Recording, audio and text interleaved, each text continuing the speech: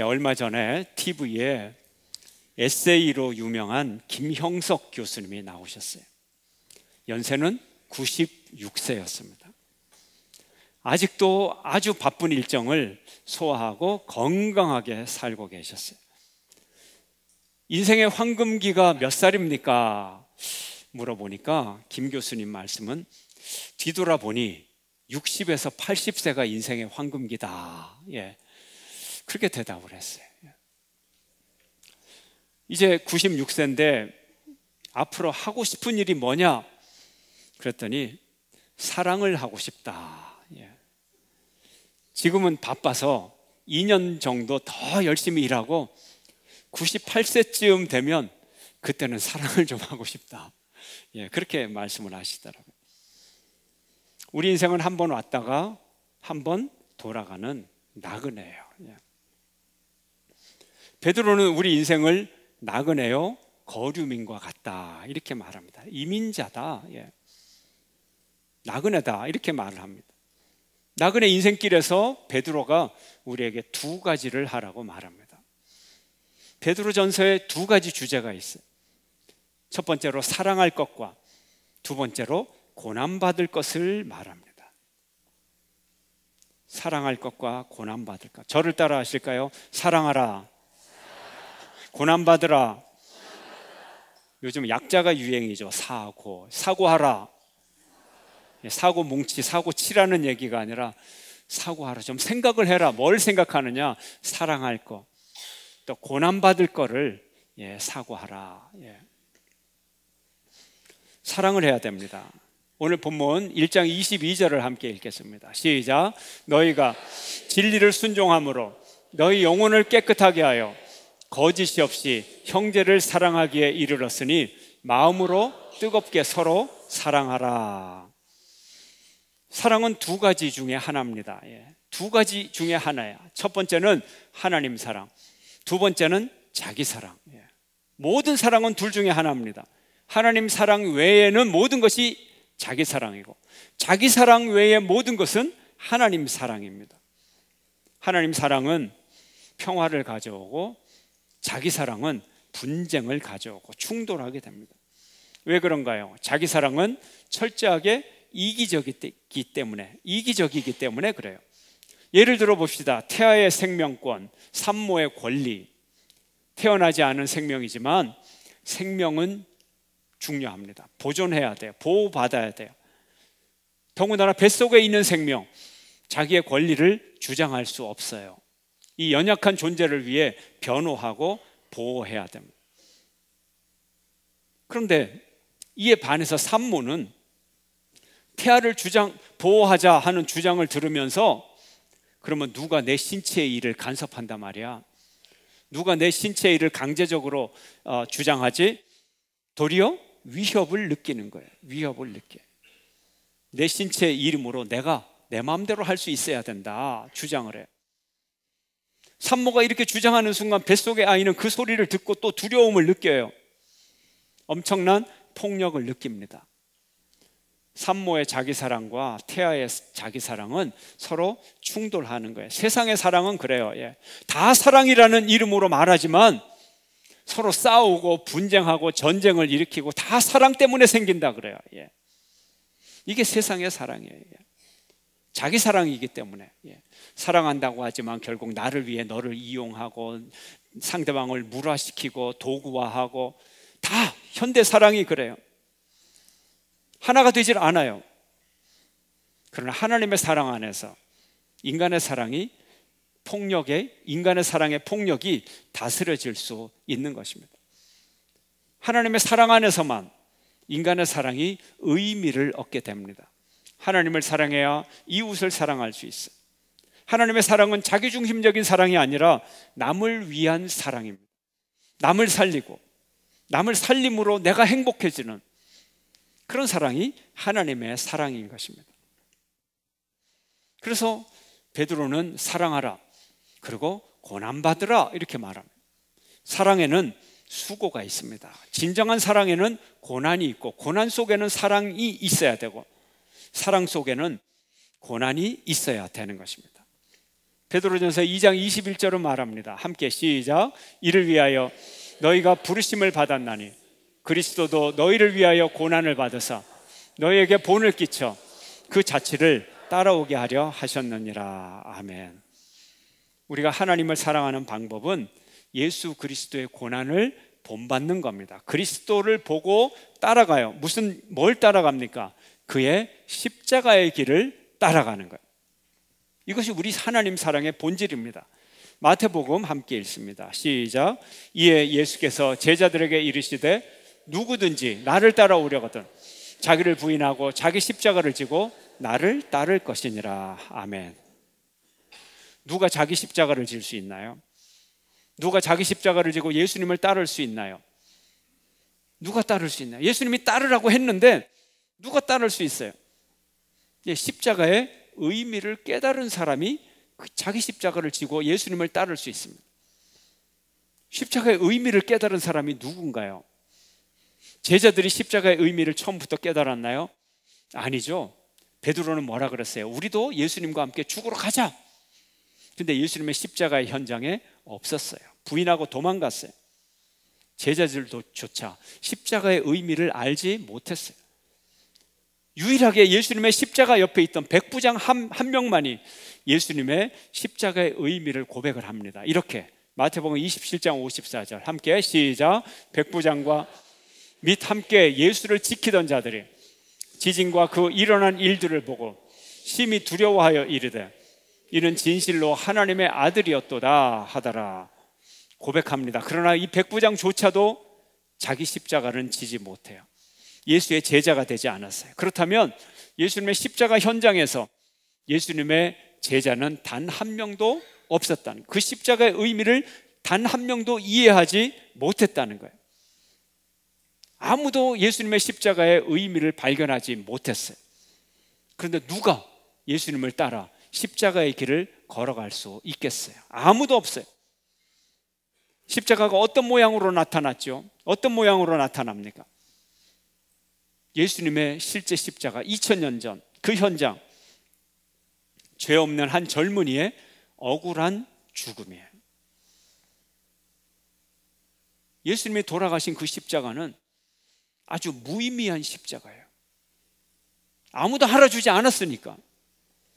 예수님 시대의 예수님의 실제 십자가, 많은 사람들에게 의미 없는 십자가였어요. 왜요? 한 젊은이가 사람들을 끌고 다녀요. 인기를 얻어요. 하나의 종교적인 무브먼트의 지도자가 됐어요. 이 청년을 내버려 두면 유대교 종교적으로도 귀찮은 존재가 되고 정치적으로도 귀찮은 존재가 돼요. 그런 젊은이 하나쯤 없애버리는 거, 이런저런 죄목으로 그냥 귀찮은 존재 하나 처리해버렸어요. 시선에서 사라지게 해버렸어요. 그리고 그를 따라다니던 사람들조차 예수를 십자가에 못 박으라고 외쳤어요. 아무도 동정하지 않았어요. 이 예수님의 십자가를 누가 역사를 바꿀 만한 사건이라고 의미를 부여했습니까? 무의미한 일이죠. 그런데 누가 자기 십자가를 지고 예수님을 따를 수 있을까? 십자가의 무의미성을 극복할 수 있어야 돼요. 초대교회 박해 상황, 오늘 이 베드로전서는요, 초대교회 무시무시한 박해 가운데 써진 글이에요. 이 글이 그저 평화로운 시대에 사랑하라, 고난을 받아라, 그런 얘기가 아니에요. 지금 그러면 로마 시대 때 있었던 박해, 어떤 형태로 박해가 이루어졌나요? 네로 황제 때 박해를 보면요, 네로는 인기가 좋았어요. 왜냐하면 로마를 활기 있는 도시로 만들었어요. 수많은 공연과 축제와 이벤트, 아주 네로가 이런 예술적인 감각이 있어서 즐거운 도시를 만들었어요. 인기가 좋았어요. 그러나 그의 가족사는 너무나 비참합니다. 그의 어머니는 황제였던 삼촌과 결혼을 합니다. 그래서 자기 자식 네로를 황제로 만들어요. 어떻게? 그 삼촌을, 황제인 삼촌을 암살해요. 그래서 네로가 황제가 됩니다. 그리고 네로와 친분이 있게 잘 지내요, 어머니와 아들이. 그런데 네로와의 관계가 멀어지자 네로는 어머니를 살해합니다. 배에 태워서 배를 출발시키는데 그 배는 얼마 가다가 가라앉아요. 어머니를 죽이기 위해서. 그런데 어머니가 헤엄을 쳐서 수영을 해서 살아나왔어요. 그랬더니 네로가 자객을 보내서 죽입니다. 그리고 네로는 또 다른 왕비를 얻었지만 얼마 안 있어서 또 그를 죽여요. 그래서 네로의 인기가 땅에 떨어졌는데 엎친 데 겹친 격으로 로마에 큰 화재가 생겼어요. 로마의 번화가를 다 태우고 더군다나 화려하디 화려한 네로 황제의 궁전까지 다 태워버렸어요. 그러자 네로는 성급하게 궁전을 다시 지으려고 계획을 세웠어요. 자기 궁전을 다시 세우려고 하자 이때 시민들이 분노하게 됩니다. 지금이 어떤 때인데 자기의 그 화려한 궁전을 다시 재건하느냐? 위기에 처한 네로는 기독교인에게 이 화살을 돌렸습니다. 바로 이 모든 것이 기독교인들의 음모다. 모든 화제는 기독교인들이 한 거다. 소문을 퍼뜨리고 이제 수많은 기독교인들에게 박해가 찾아옵니다. 얼마나 잔혹한지 양껍질을 일부러 벗겨서 사람에게 씌웁니다. 그리고 사자밥으로 던집니다. 일부는 화형에 처해집니다. 일부는 경기장에 세워놓고 전차를 몰아서 사냥하듯 기독교인들을 화살로 쏘고 창으로 찌르고 칼로 찔러 사냥감처럼 그렇게 기독교인을 죽입니다. 우리는 이런 죽음을 뭐라고 합니까? 순교라고 부릅니다. 순교가 어떤 죽음입니까? 영화의 주인공으로 등장하는 배경음악도 웅장하게 깔리고 조명 효과도 있고 웅장한 대서사시 같은 그런 위대한 명분으로 아주 위대한 영웅적인 죽음을 죽는 그런 모습인가요? 아니죠. 얼마나 초라합니까? 밤에 잠을 자는데 군인들이 쳐들어와요. 문을 두드리고 너 예수 믿지? 끌고 가요. 네가 예수 안 믿는다고 하면 이 자리에서라도 풀어주마. 아니요, 나 예수 믿습니다. 그걸 새벽에 사자밥으로 던져놓고 불에 지르고 찔러 죽이고 베어 죽이고 죽는 거예요.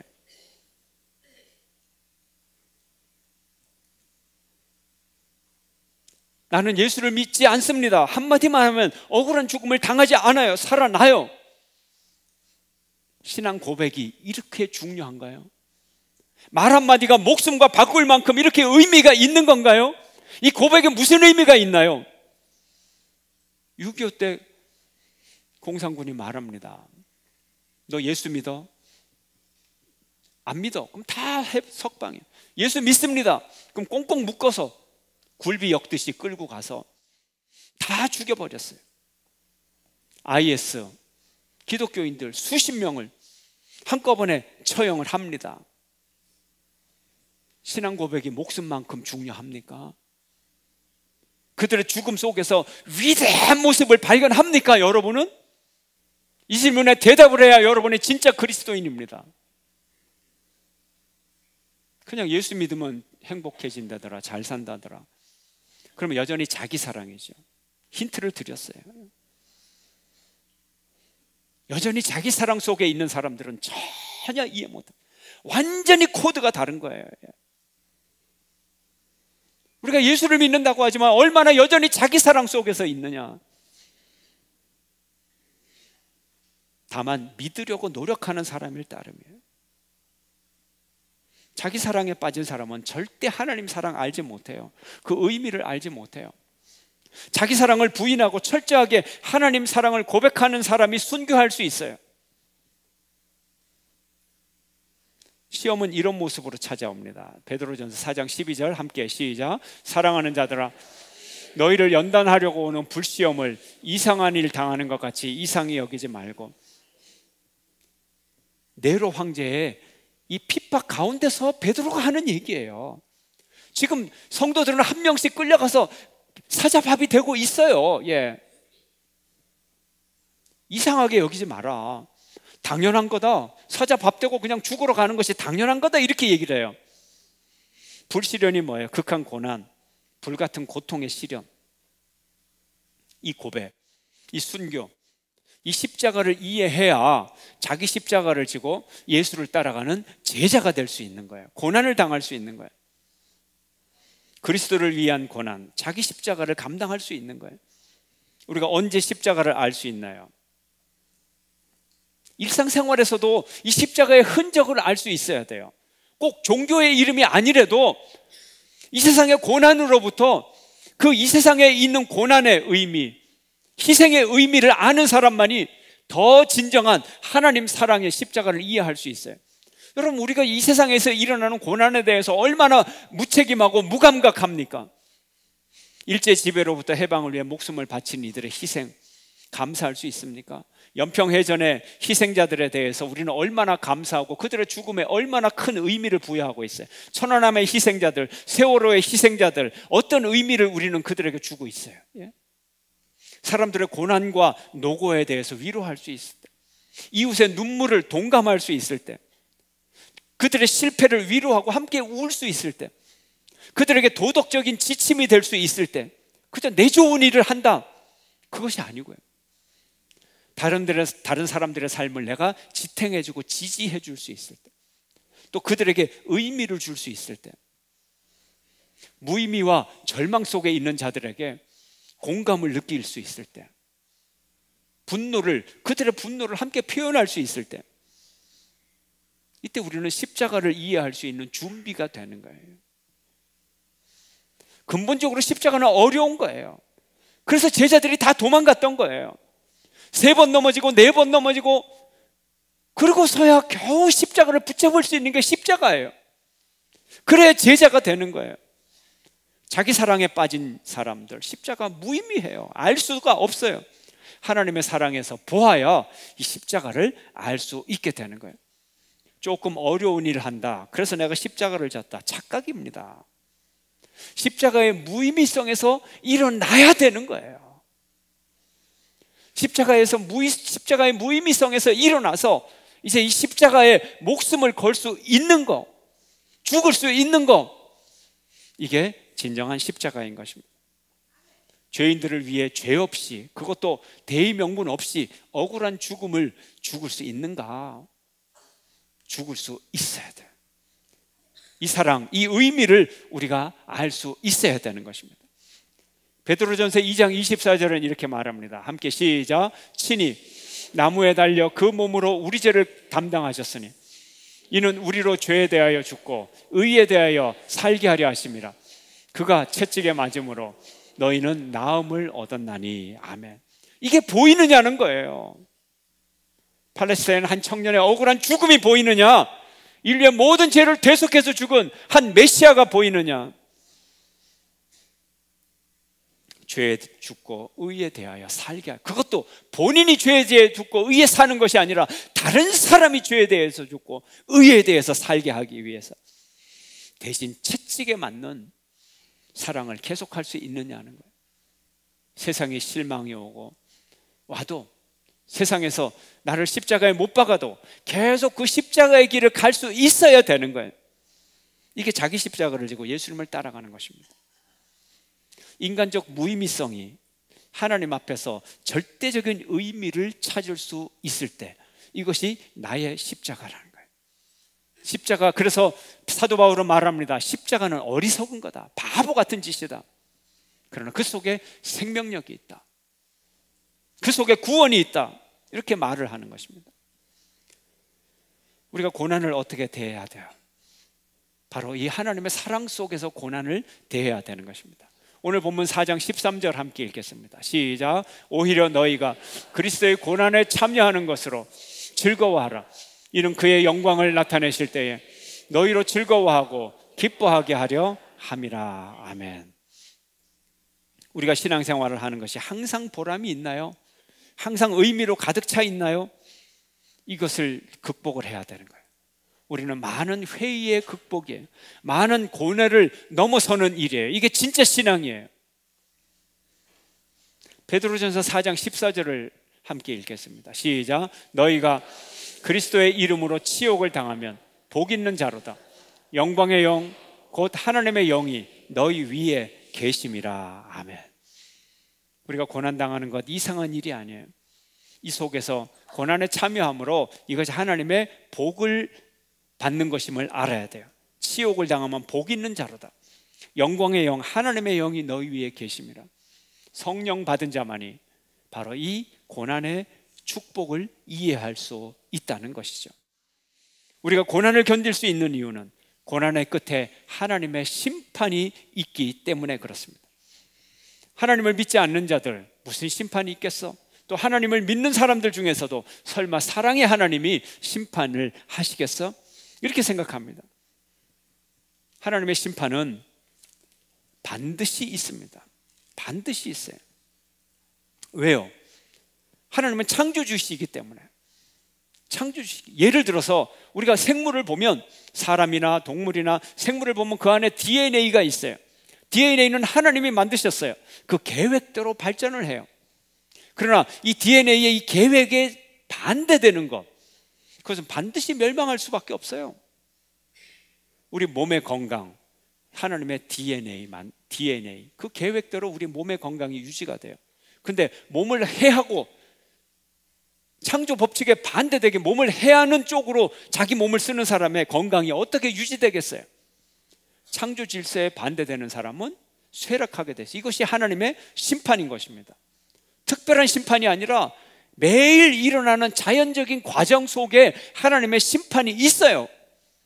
그뿐만 아니라 하나님이 마지막 날에 최후 심판이 있다는 것입니다. 하나님의 심판은 두 가지가 있습니다.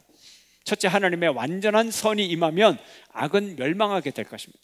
최후 심판을 의미하죠. 두 번째, 악은 서로 모순적이라서 그냥 놔두면 스스로 멸망합니다. 심판은 창조의 과정이에요. 악한 나쁜 습관을 가진 사람들, 지병을 앓잖아요. 빨리 죽게 되잖아요. 하나님의 심판이죠. 내버려둬도 일찍 죽습니다. 그래서 우리는 고난을 당하면서도 여유가 있습니다. 하나님이 우리 편이기 때문에. 19절 말씀 함께 읽겠습니다. 19절 시작. 그러므로 하나님의 뜻대로 고난을 받는 자들은 또한 선을 행하는 가운데에 그 영혼을 미쁘신 창조주께 의탁할지니라. 아멘. 우리가 믿음을 통해서 고난이 올지라도, 사랑을 하기 위해서 고난을 받을지라도, 우리가 사랑 때문에, 믿음 때문에 박해를 받을지라도 그것은 하나님의 뜻 안에 있는 고난이라면 하나님을 의지하라는 거예요. 결과를 하나님께 맡기라는 거예요. 왜요? 그분은 심판주니까. 우리는 승리할 수 있으니까. 여러분이 지금 고난 중에 있습니까? 창조주를 의지하시기를 바랍니다. 여러분에게 위로가 필요합니까? 하나님의 사랑에 의지하시기를 축원합니다. 여러분이 방황하고 있어요. 자기 사랑과 하나님 사랑 사이에서 방황하고 있는 것입니다. 하나님 사랑을 선택하는 여러분 되시기를 축원합니다. 여러분이 하나님을 사랑하며 고통받고 있는데 세상이 여러분을 조롱합니까? 안심하십시오. 하나님의 사랑이 순리예요. 승리합니다. 하나님의 사랑 안에서 형제를 사랑하는 여러분 되시기를 축원합니다. 하나님의 사랑 안에서 여러분에게 닥치는 고난을 잘 견디는 여러분 되시기를 주의 이름으로 축원합니다.